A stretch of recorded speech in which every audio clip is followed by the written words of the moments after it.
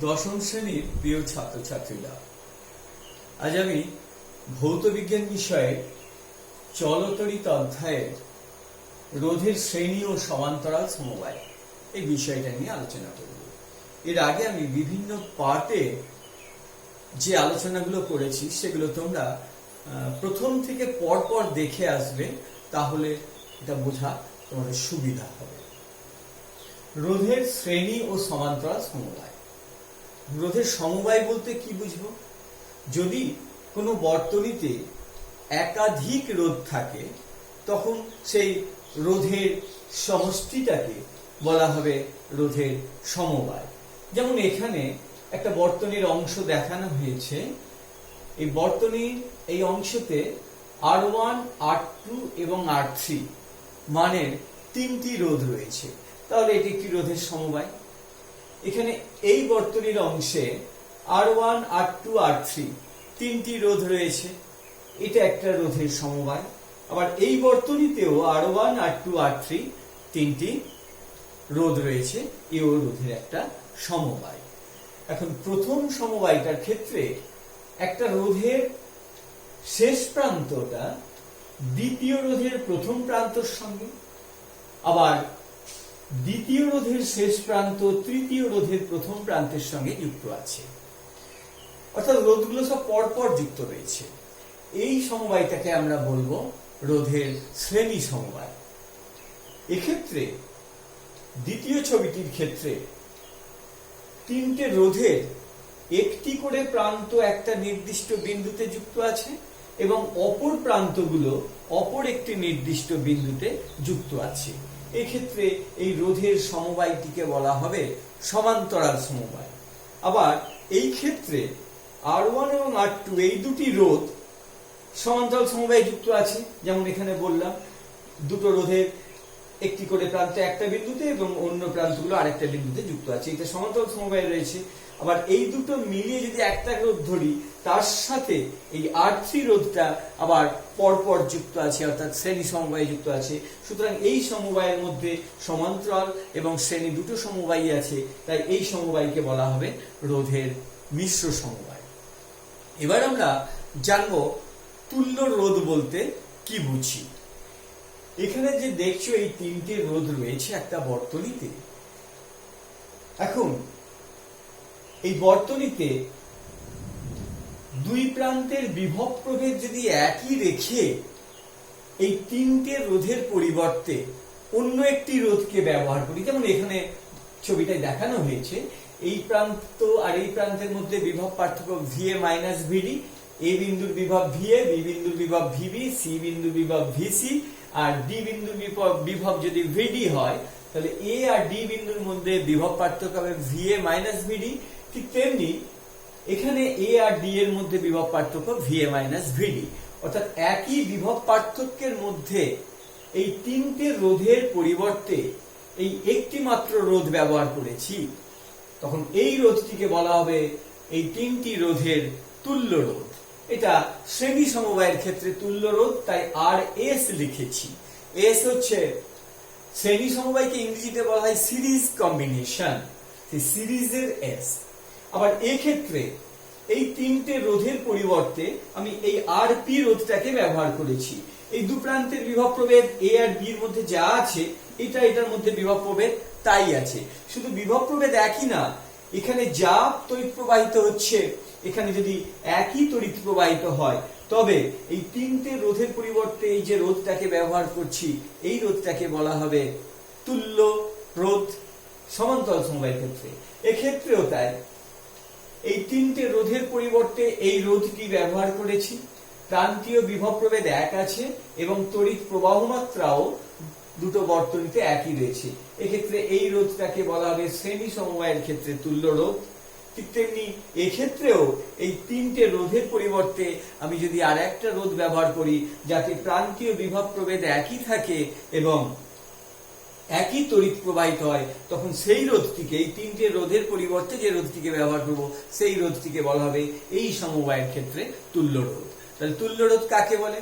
কোনো বর্তনীতে দুটো নির্দিষ্ট বিন্দুর মধ্যে যদি একই বিভব পার্থক্য থাকে এবং সেই বর্তনীতে যদি একাধিক রোধ থাকে তবে সেই রোধগুলোর পরিবর্তে যদি একটি মাত্র রোধ ব্যবহার করা হয় একই বিভব প্রভেদ রেখে, অথবা বিভব প্রভেদ এক এবং তড়িৎ প্রবাহ মাত্রাও যদি একই হয়, তখন সেই রোধটিকে বলা হবে তুল্য রোধ। আমি আরো একবার বলছি, কোন বর্তনীতে একটা নির্দিষ্ট বিভব প্রভেদে থাকা কতকগুলো রোধের পরিবর্তে যদি একটি রোধ ব্যবহার করা যায় যাতে ওই রোধের মধ্য দিয়ে একই তড়িৎ প্রবাহিত হয়, তবে ওই রোধটিকে বলা হবে পূর্বোক্ত রোধগুলির তুল্য রোধ। এখন এই শ্রেণী সমবায়ে এই তিনটে রোধের তুল্য রোধ কি হবে আমরা সেটা হিসাব করব। R1 এই রোধটির দুটো প্রান্তের মধ্যে বিভব প্রভেদ হচ্ছে VA মাইনাস VB। তাহলে এখানে যদি আমি ওহমের সূত্র প্রয়োগ করি তাহলে বলা যায় VA মাইনাস VB সমান IR1, যেটা আমি এখানে লিখেছি, VA মাইনাস VB সমান IR1। ঠিক তেমনি এই দ্বিতীয় রোধের ক্ষেত্রে বলা যায় VB মাইনাস VC সমান IR2, VB মাইনাস VC সমান IR2। তৃতীয় রোধের ক্ষেত্রে বলা যায় VC মাইনাস VD সমান IR3, এখানে VC মাইনাস VD সমান IR3। এখানে বলে রাখি, শ্রেণী সমবায়ের একটি বৈশিষ্ট্য হলো প্রত্যেকটি রোধকের মধ্য দিয়ে একই তড়িৎ প্রবাহিত হবে। প্রান্তীয় বিভব প্রভেদ আলাদা হতে পারে, আবার এদের রোধগুলোর মান অনুযায়ী একই হতে পারে। যদি দুটো রোধের মান সমান হয়ে যায় তাহলে প্রান্তীয় বিভব প্রভেদ সেক্ষেত্রে একই হবে।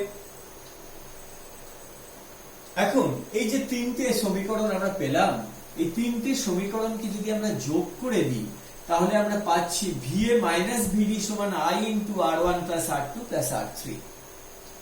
Minus VB plus VB zero হয়ে গেল, minus VC plus VC zero হয়ে গেল, রইল VA মাইনাস VD সমান IR1 plus IR2 plus IR3, I common নিলে I into R1 plus R2 plus R3।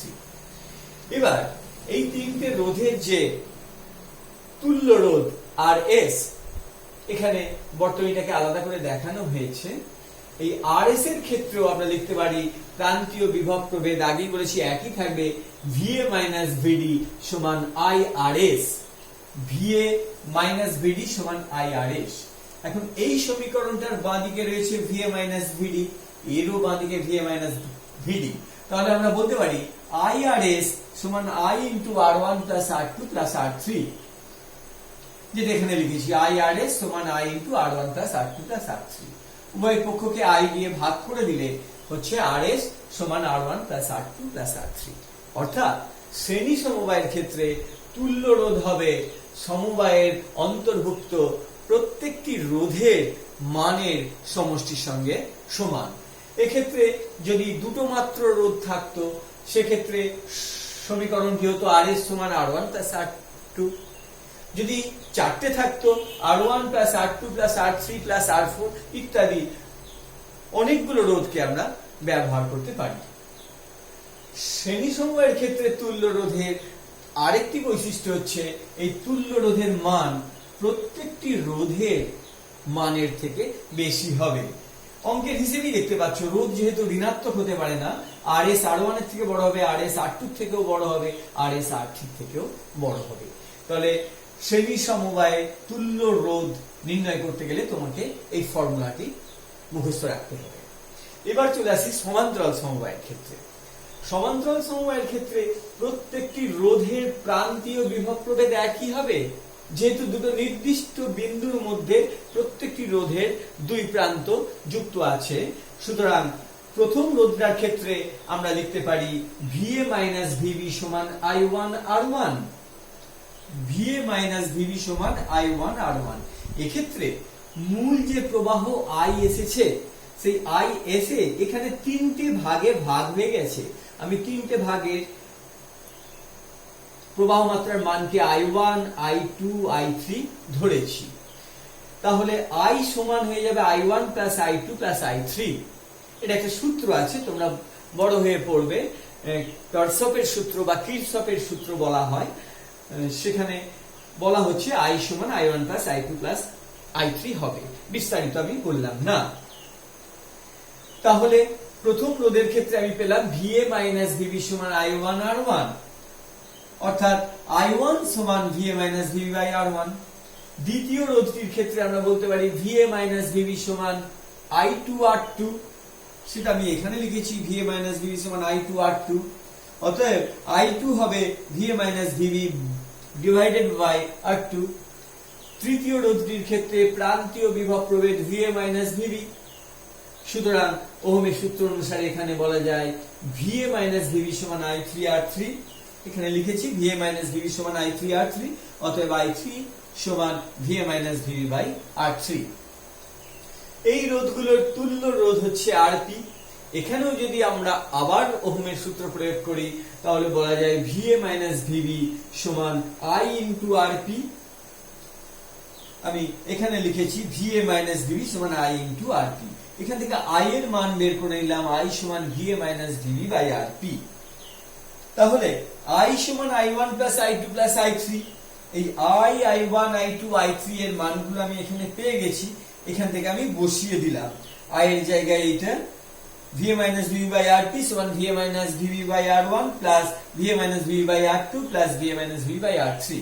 উভয় পক্ষকে যদি VA মাইনাস VB দিয়ে ভাগ করে দিই তাহলে আমরা পাচ্ছি 1 বাই RP সমান 1 by R1 plus 1 by R2 plus 1 by R3। এখন যদি R1, R2, R3 জানা থাকে তাহলে তুল্য রোধের মান আমরা এই সমীকরণের সাহায্যে পেয়ে যাব। উদাহরণস্বরূপ আমি বলতে পারি শ্রেণী সমবায়ের ক্ষেত্রে ধরো R1 এর মান 1 ohm, R2 2 ohm, R3 3 ohm. R1 সমান 1 ওহম, R2 সমান 2 ওহম, R3 সমান 3 ওহম। তাহলে এক্ষেত্রে শ্রেণী সমবায়ের ক্ষেত্রে RS অর্থাৎ তুল্য রোধের মান হবে এই সমীকরণ অনুযায়ী 1 প্লাস 2 প্লাস 3 অর্থাৎ 6 ওহম, অর্থাৎ RS হবে 1 প্লাস 2 প্লাস 3 ওহম সমান 6 ওহম। এই তুল্য রোধের মান আমরা এই ফর্মুলার সাহায্যে পেয়ে গেলাম। সমান্তরাল সমবায়ের ক্ষেত্রে যদি R1, R2, R3 মান আগের মতোই 1 ওহম, 2 ওহম, 3 ওহম হয় তাহলে এদের তুল্য রোধ RP এর মান আমরা এই ফর্মুলার সাহায্যে পেয়ে যাব। এই ফর্মুলাতে যদি আমরা এই মানগুলোকে বসাই তাহলে হবে 1 বাই RP সমান 1 এর 1 প্লাস 1 এর 2 প্লাস 1 এর 3, এটাকে যোগ করলে হবে 6 প্লাস 3 প্লাস 2 বাই 6, অর্থাৎ 11 6। 1 বাই RP সমান 11 6, এটা তাহলে 1 বাই RP যদি 11 6 হয় তাহলে RP হবে 6 এর 11 ওহম।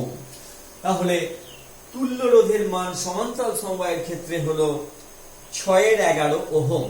সমান্তরাল সমবায়ের ক্ষেত্রে তুল্য রোধের আরেকটি বৈশিষ্ট্য হচ্ছে এই তুল্য রোধের মান প্রত্যেকটি রোধের মানের চেয়ে কম হবে।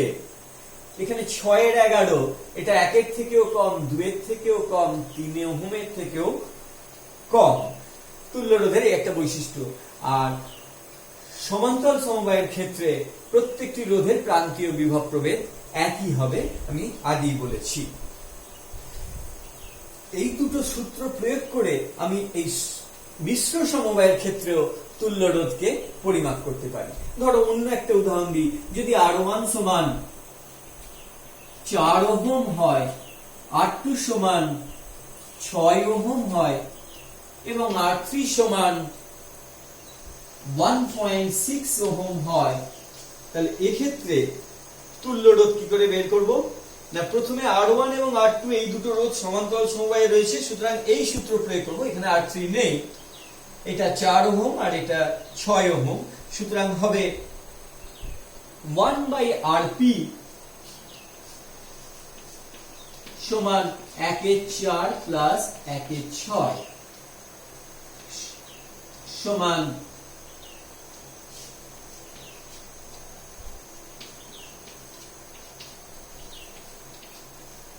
1 5 এর 12, অতএব আরপি হবে 12 এর 5, 12 এর 5 অর্থে 2.4 ওহম। তাহলে এই দুটোর তুল্য রোধ হলো 2.4 ওহম। এখানে আমরা সমান্তরাল সমবায়ের ক্ষেত্রে তুল্য রোধের ফর্মুলা প্রয়োগ করেছি। দুটো রোধ থাকলে সমান্তরাল সমবায়ের ক্ষেত্রে তোমরা অন্যরকম ভাবে খুব সহজেই তুল্য রোধ বের করে নিতে পারো। আমি একটু বলে দিচ্ছি। ধরো এই দুটো রোধ 4 ওহম আর 6 ওহম, এই দুটো রোধকে গুণ করলে তাহলে 4 6 24 হলো। এবার ওই 24 কে লবে রাখো, আর 4 আর 6 যোগ করলে হচ্ছে 10, 10 কে হরে রাখো। তাহলে 24 কে লবে রাখলে, 10 কে হরে রাখলে তাহলে হয়ে যাচ্ছে 2.4। তাহলে দেখো কত সহজেই এই ফর্মুলা প্রয়োগ না করেও আমি আসলে যেটা বললাম ওটা এই ফর্মুলা থেকেই আসছে, 2.4 ওহম রোধ পেয়ে গেলাম। আর এই 2.4 ওহম এই দুটো রোধের বদলে আমি 2.4 ওহম বলতে পারি। তার সঙ্গে 1.6 এটা শ্রেণী সমবায়ে যুক্ত রয়েছে। শ্রেণী সমবায়ের ক্ষেত্রে তুল্য রোধ বের করতে গেলে যোগ করতে হয়। তাহলে 2.4 এর সঙ্গে 1.6 যোগ করলে এই টোটাল সমবায়টার তুল্য রোধ পেয়ে যাব। সেই তুল্য রোধ যদি আর হয় তাহলে আমি বলতে পারি আর সমান 2.4 প্লাস 1.6 অর্থাৎ 4 ওহম। তাহলে এই মিশ্র সমবায়ের তুল্য রোধ 4 ওহম হলো। আশা করছি তোমরা বিষয়টা বুঝতে পেরেছো। ধন্যবাদ।